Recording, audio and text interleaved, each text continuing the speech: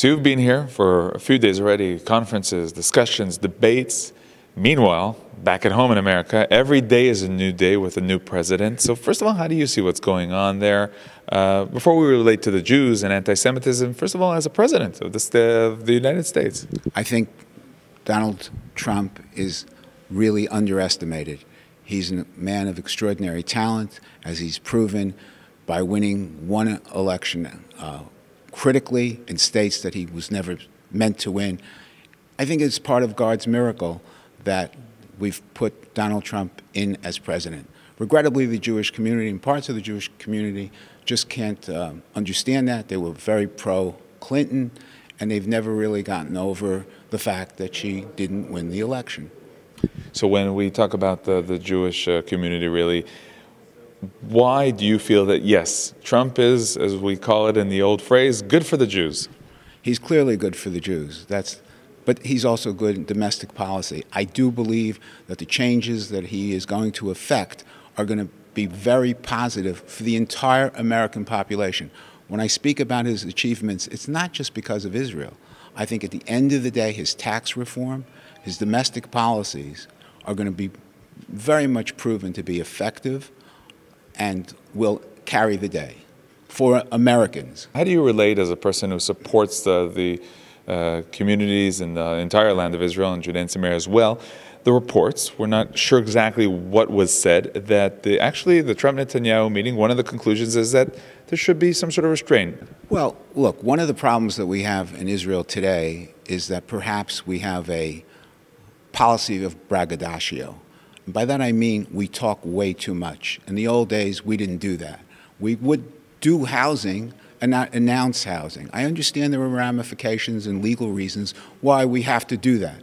But nevertheless, we would stick to our own business and mind our own business much more than we do today. So, for instance, why was it important for the Prime Minister of Israel to comment on the Mexican wall? Where does that come into Israeli politics? Why was that any of our business? Now, look, we have a country who have achieved immense amount of exceptionalism. We're the exceptional of the exceptional. But having said that, why do we have to tell the world exactly what we're doing? Why do we have to announce, till today, we've never announced that we have an atom bomb or atom bomb potential. Maybe we do, maybe we don't. But we've always been quiet. As a Jew from the Galut, even though we have Trump, and Trump is the most extraordinary angel, he comes from God, because it's a godly event. When you look at all of the statistics and everything that's out there, this win was not meant to happen. It has to only be because God wanted it to happen. But just tell that to the friends at CNN. Maybe that'll calm them down. Well, you know, that's the Clinton network, so it's hard to calm them down. It's even more harder to calm down many of the Jews who are here from Chutz La'aretz.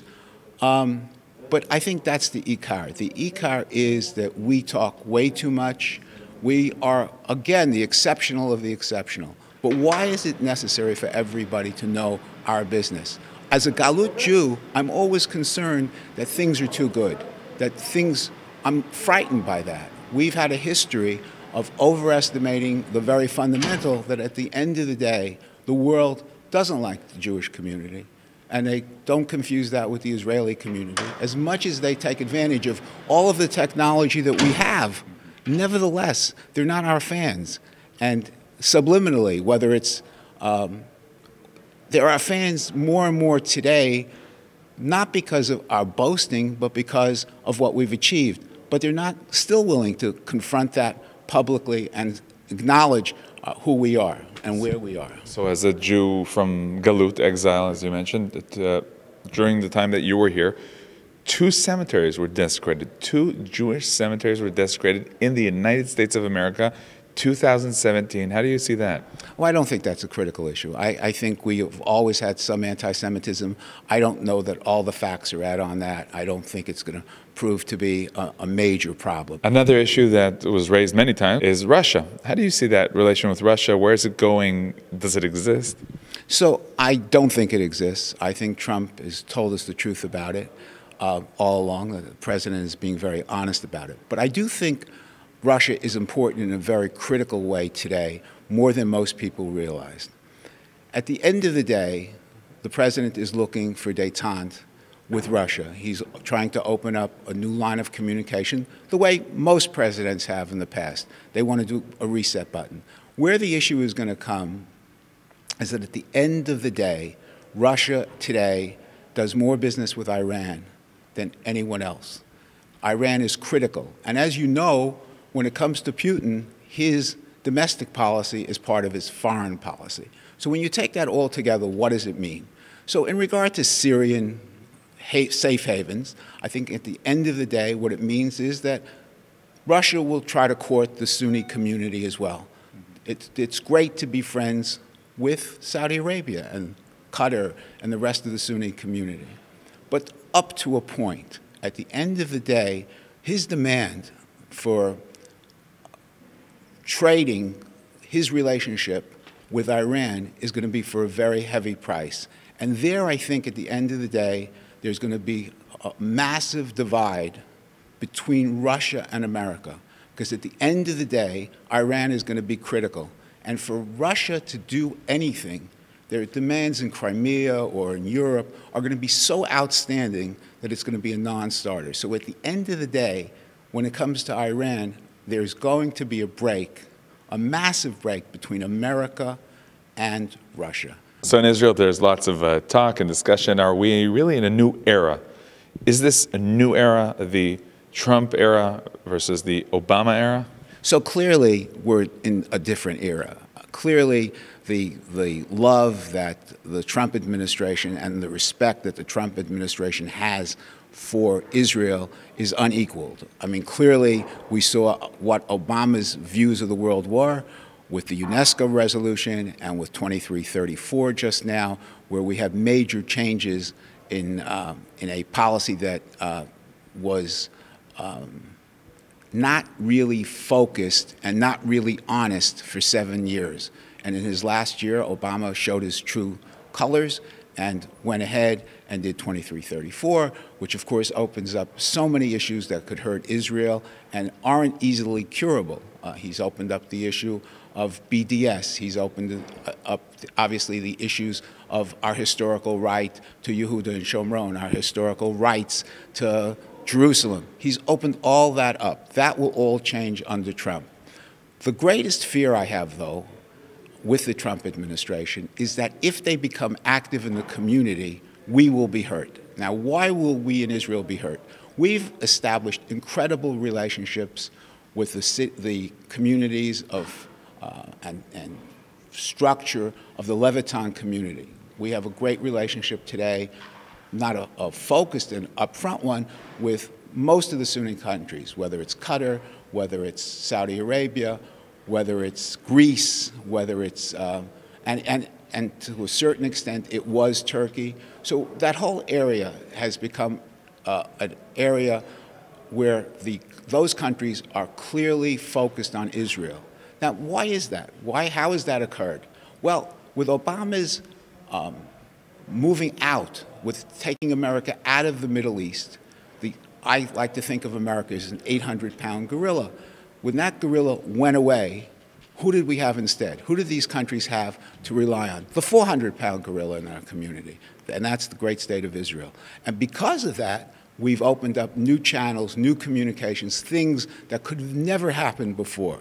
And that's why, in large part, the Palestinian issue has become a non-issue for most of the Sunni countries. Because the common enemy, of course, is Iran, Hezbollah, and that's where the focus is. Now, if America comes in again strong into this area and becomes involved more in the area, I'm very fearful, extremely fearful, that our relationships that were created in a 5 or 6 year period could just disappear. So I'm not sure it's in America's interest to come into the Middle East, but clearly I'm not sure that it's for Israel's. So in large part, what we really want, I think, that Israel should want, is for America to play a positive role, not get involved in the detail of the area, and leave it for the local community to decide how to grow. So that local community of nations is in a better position to act together without the meddlesome effects of America. So in large part, all of the negativism that came out of the Cairo announcement in Obama's first speech have helped Israel, because Israel's influence has grown locally as much as possible.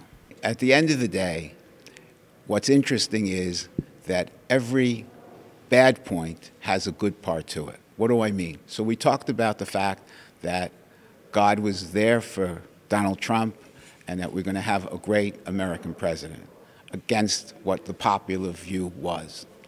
We talked about the fact that America going out of the Middle East was a bracha, a blessing for the state of Israel in many ways, being the 400-pound gorilla and communicating that.